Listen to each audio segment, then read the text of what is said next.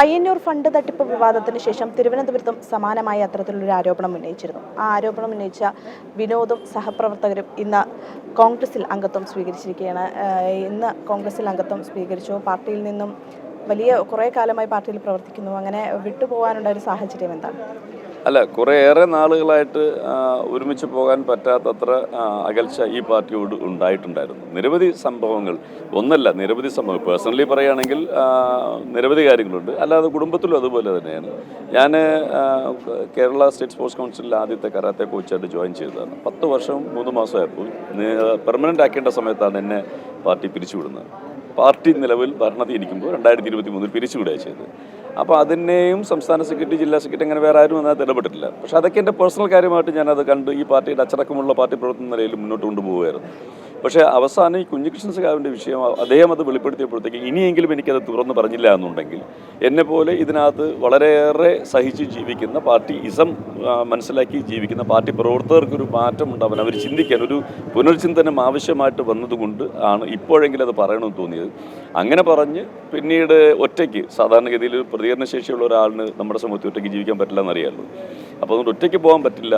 അതുകൊണ്ട് മാത്രം ലെഫ്റ്റിസ്റ്റ് ആശയം എന്ന് പറയുന്ന കേരളത്തിൽ ഇപ്പോൾ കോൺഗ്രസിനാണ് ഉള്ളതെന്ന് ബോധ്യപ്പെട്ടതിൻ്റെ അടിസ്ഥാനത്തിൽ ഒരുപാട് കാര്യങ്ങൾ സ്പോർട്സ് മേഖലയിലും അല്ലാതെയും പൊതുപ്രവർത്തന രംഗത്തും നിൽക്കണമെന്ന് ആഗ്രഹമുള്ളതുകൊണ്ട് ഈ പാർട്ടിയിലേക്ക് വരാമെന്ന് ഞാനും എൻ്റെ കൂടെയുള്ള നിരവധി ആൾക്കാർ, ഇന്നിപ്പോൾ ഇവിടെ ഔദ്യോഗികമായിട്ട് നമ്മൾ ഈ നിലപാട് സ്വീകരിച്ചു എന്നുള്ള പാർട്ടി അംഗത്തോടുന്നു, ഇതല്ല ഒരു വലിയ നമ്പർ ഓഫ് ആൾക്കാർ വരുന്നുണ്ട്. അത് വരുന്ന ഒരു 1-2 മാസത്തിനകത്ത് അത് വലിയൊരു ഫംഗ്ഷനായിട്ട് ചെയ്യുവാണ് ഉദ്ദേശിക്കുന്നത്. ഈ പാർട്ടിയിൽ നിന്നും ആരെങ്കിലും, CPM നിന്ന് ആരെങ്കിലും ഈ ആരോപണം ഉന്നയിച്ചതിന് ശേഷം താങ്കളെ സമീപിക്കുകയുണ്ടായോ? ഇല്ല, ആരും അങ്ങനെ വിളിച്ചിട്ടില്ല. എൻ്റെ ഔദ്യോഗിക ഘടകത്തിൽ നിന്ന് ഞാൻ DC ഓഫീസിലെ ബ്രാഞ്ച് മെമ്പറാണ്. അപ്പോൾ അവിടെ നിന്നും എന്നെ ആരും വിളിച്ചിട്ടില്ല. അതുപോലെ സംസ്ഥാന നേതാക്കൾ എല്ലാവരുമായിട്ടും പേഴ്സണൽ ബന്ധമുള്ളതാണ്. അവരുടെയൊക്കെ ഒട്ടുമുക്കാൽ ആൾക്കാരുടെയും പേഴ്സണൽ ട്രെയിനറായിരുന്നു. പക്ഷേ അങ്ങനെ ആരും എന്നെ വിളിച്ചിട്ടില്ല. ഇതിന് എന്തെങ്കിലും ഒരു വിശദീകരണം തരികയോ അല്ലെങ്കിൽ എന്തുകൊണ്ട് ചോദിച്ചു എന്നോ അങ്ങനെ ഒന്നും ആരും പറഞ്ഞിട്ടില്ല. പിന്നെ ആകെ ഉള്ളതൊരു ഭീഷണിയുണ്ട്, വധിക്കും എന്നുള്ളൊരു ഭീഷണിയുണ്ട്. അതും പ്രതീക്ഷിക്കാം. കാരണം അങ്ങനെ ഉള്ള ചിലപ്പം പാർട്ടി നേതൃത്വം അറിഞ്ഞുകൊണ്ടാണോ ഇല്ലയെന്ന് എനിക്കറിയത്തില്ല. പക്ഷേ അങ്ങനെ ഒരു വലിയൊരു ആരോപണം അല്ല, ഒരു ഭീഷണിയുണ്ട്. ആ ഭീഷണി പോലീസിന് റിപ്പോർട്ട് ചെയ്തിട്ടുണ്ട്. അപ്പോൾ അതുകൊണ്ട് ഇത്തരം കാര്യങ്ങളാണ് നമ്മൾ നിൽക്കുന്നത്. പക്ഷേ ഒരടി പോലും പിന്നോട്ടില്ല. ഈ സമൂഹത്തിൽ നല്ലൊരു സ്പോർട്സ് പേഴ്സണായിട്ടും നല്ലൊരു പൊതുപ്രവർത്തനമായിട്ട് തന്നെ മുന്നോട്ട് പോകും. അത് തന്നെയാണ് തീരുമാനം. ഈ ഫണ്ട് തട്ടിപ്പ് ആരോപിക്കപ്പെട്ടൊരു വ്യക്തി ഉണ്ടായല്ലോ, പുള്ളിക്കെതിരെ പാർട്ടി എന്തെങ്കിലും നടപടി സ്വീകരിച്ചതായിട്ട് അറിയാം? ആദ്യകാലങ്ങളിൽ ലോക്കൽ പാർട്ടി ഏരിയ കമ്മിറ്റി മെമ്പറായിരുന്നു. അദ്ദേഹത്തെ നേരെ തരം താഴ്ത്തി പാർട്ടി മെമ്പറാക്കി.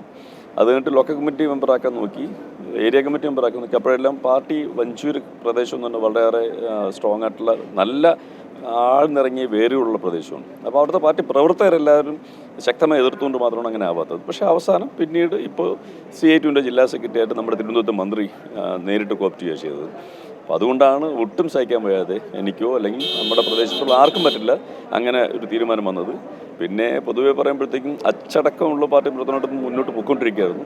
ഇനി അച്ചടക്കം വേണ്ട, അച്ചടക്കം ഇല്ലാത്ത പാർട്ടി പ്രവർത്തനമായിട്ട് നിൽക്കാൻ കരുതിയതാണ്. പക്ഷേ അതും പറ്റത്തില്ല. അതുകൊണ്ട് ശക്തമായ നിലപാടെടുക്കുന്നേ ഉള്ളൂ. മന്ത്രി വി ശിവൻകുട്ടിയാണ് അദ്ദേഹത്തിന് പദവി നൽകുന്നതിന് പിന്നിലുണ്ടായിരുന്നത് എന്നുള്ളൊരു ആരോപണമുണ്ട്. അതിനുശേഷം മന്ത്രിയെ കാണുകയോ അങ്ങനെ എന്തെങ്കിലും സംസാരിക്കുകയോ ചെയ്തിരുന്നു? ഇല്ല, അദ്ദേഹം തന്നെയാണ് ഇത് എല്ലാ തീരുമാനങ്ങളും എടുത്തത്. എല്ലാ സ്ഥലത്തും എടുക്കാൻ നോക്കിയതും അദ്ദേഹം തന്നെയായിരുന്നു. അവസാനം ഇങ്ങനൊരു സ്ഥാനം കൊടുത്തത് അദ്ദേഹം തന്നെയാണ്. അദ്ദേഹത്തോട് സംസാരിക്കാൻ ഞാനൊരു 6 മാസം കൊണ്ട് അദ്ദേഹത്തെ കാണാറില്ല, സംസാരിക്കാൻ പറ്റില്ല. അദ്ദേഹത്തിന് വെച്ചാൽ 6 മാസമല്ല, ഈ ഇടയ്ക്ക് അദ്ദേഹത്തെ കണ്ടായിരുന്നു. പക്ഷേ ഈ കാര്യങ്ങളൊന്നും പറഞ്ഞിട്ടില്ല. ഇങ്ങനെ എടുക്കുമെന്ന് വിചാരിച്ചിട്ടില്ല. അങ്ങനെ ഒട്ടും പ്രതീക്ഷിക്കാത്തൊരു നടപടിയാണ് അദ്ദേഹം ചെയ്തത്. എന്താണ് അതിൻ്റെ പിന്നിലോ ചെയ്ത വികാരമൊന്നും അറിയത്തില്ല. അത്രത്തോളം ഞാൻ അദ്ദേഹത്തിൻ്റെ കൂടെ ഏകദേശം ഒരു 10-35 വർഷം കൊണ്ട് എനിക്കറിയാം. എൻ്റെ വിദ്യാർത്ഥി സമയം തൊട്ട് എൻ്റെ നേതാവായിരുന്നു. അപ്പോൾ CP ജോണ്, ശിവൻകുട്ടി, അതുപോലെ സുരേഷ് കുറുപ്പ്, ഇവരായിരുന്നു അപ്പോൾ നമ്മുടെ സംസ്ഥാന നേതാക്കൾ. അപ്പോൾ അങ്ങനെ ഇവരെല്ലാവരോട്ടും നല്ല ബന്ധമുണ്ട്. അതിൽ ശിവൻകുട്ടി ചേട്ടനോടൊപ്പം ഒരു 14 വർഷം കൊണ്ട് അദ്ദേഹത്തിന് ട്രെയിൻഡായിട്ടിരിക്കുകയായിരുന്നു. എന്തുകൊണ്ടാണ് അദ്ദേഹത്തിന് ഇത്ര അമിതമായ പ്രാധാന്യം കൊടുത്ത് ഇങ്ങനെ ആക്കിയെന്ന് എനിക്കറിയത്തില്ല. ഈ താങ്കളെ ആരോപണം ഉന്നയിച്ചതിന് ശേഷം താങ്കൾ BJPയിലേക്ക് പോകുന്നു എന്ന തരത്തിൽ സൈബർ ഇടങ്ങളിൽ ഒരു വലിയ വാർത്തകളൊക്കെ ഉണ്ടായിരുന്നു. അത്തരത്തിൽ എന്തെങ്കിലും ആലോചന ഉണ്ടായിരുന്നു? ശ്രദ്ധയിൽപ്പെട്ടിരുന്നു? ഇല്ല, അത് പാർട്ടി എന്നോടൊപ്പം ഞാൻ വളരെ ലൈവായിട്ട് പാർട്ടിക്കകത്ത് നിന്ന ഒരാളാണ്, എല്ലാ രീതിയിലും നിന്ന ഒരാൾ. അപ്പോൾ തിരുവനന്തപുരത്ത് ഏറ്റവും നല്ല ഒരു സജീവമായ ബന്ധങ്ങളുണ്ട് പാർട്ടിക്കകത്തും മറ്റു പാർട്ടിക്കാരുടെ ഇടയിലും. അപ്പോൾ അതിൽ നിന്നും ഒരു ശ്രദ്ധ തിരിക്കണം, അതുപോലെ എന്നെ ഒന്ന് നാണം കിടത്തണം. അപ്പോൾ ആ ഒരു ഉദ്ദേശത്തോടെയാണ് മേയർ വി വി രാജേഷിൻ്റെ കൂടെയുള്ള ഫോട്ടോയും എനിക്ക് സഹോദര തുല്യനായ ഫ്രണ്ട്ഷിപ്പാണ്.